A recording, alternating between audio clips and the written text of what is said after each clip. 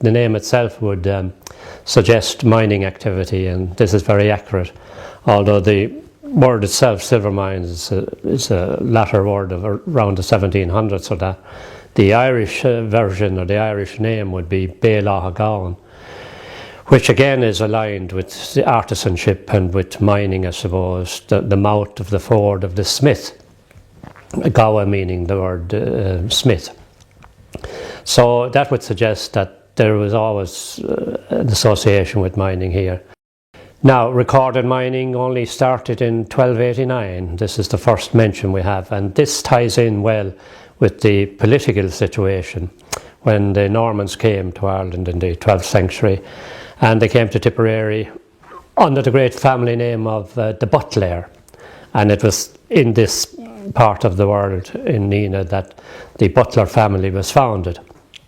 They built that beautiful castle in Nenagh around 1200 to 1220, and they began to develop themselves, and then of course subsequently they moved to Garn and they moved to Kilkenny, and they became an incredibly mighty force throughout Ireland. But the Butler family per se, of French origin of course, they came here to Nenagh in the 13th century, and the association with mining would suggest that entrepreneurs, or miners if you wish, or merchants came here from northern Italy in 1289. They came from Genoa and from Florence, and obviously they came as speculators.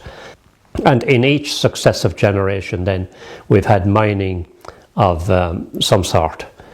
Sometimes it was influenced by the presence of the Lord, in particular Lord Denali, who was a Cromwellian planter here in the 1600s, and he set up base here originally at Dunail, which is from which he took the name subsequently Dunalley.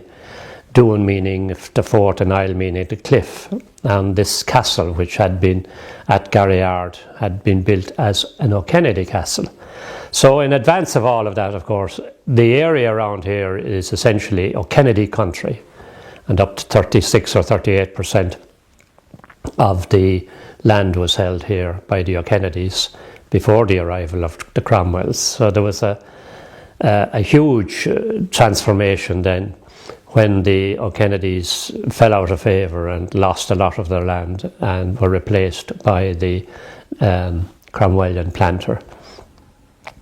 And the landlords brought their own ideas, of course. For instance, the village of Silvermines is a very much typically a planned village. It has all the ingredients of early 19th century, like Main Street, the church and schools and Garda station and a creamery and smithy and all of these things, including a fair green. So it was a nice composite village in the early 19th century and throughout the 19th century, and of course up to the present day. So, and we see this very much in evidence still. It was planned, so it was laid out pretty attractively. And then, of course, Lord Denali himself built a mansion for himself in the 1770s at Kilboy, which is a little east of the village, about between Dalla and Silvermines. And he lived there until the 1960s.